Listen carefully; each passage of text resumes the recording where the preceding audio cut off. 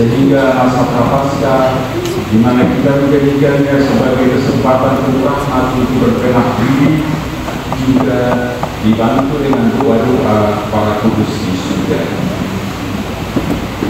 Kita berharap agar para kudus mendoakan agar rahmat Tuhan juga membuat kita mampu untuk menolak semua cobaan dan godaan di dalam kehidupan, khususnya selama masa prapaskah ini.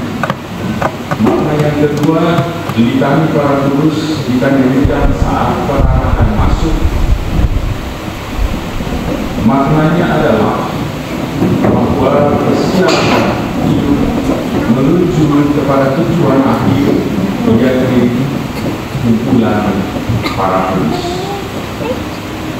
Masa prapaskah sebagai kesempatan untuk bertobat, untuk berpuasa dan berpantang, kita laksanakan dalam kesiapan hidup kita dalam rangka bersih-bersih diri, agar kita sungguh-sungguh mengarahkan hidup kita seluruhnya pada tujuan akhir, yakni kebersamaan dengan para kudus di surga.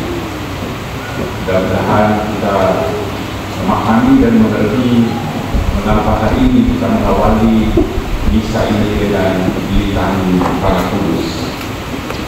Saudara-saudara terkasih, mari kita mohon dalam perayaan Ekaristi ini agar usaha kita untuk berkenan diri, usaha kita untuk bertobat, meningkatkan amal kasih, untuk berdoa lebih intens, dan kita berpuasa dan berpantang sungguh-sungguh semakin memurnikan hati, pikiran, seluruh diri, dan kehidupan iman kita semakin meningkat.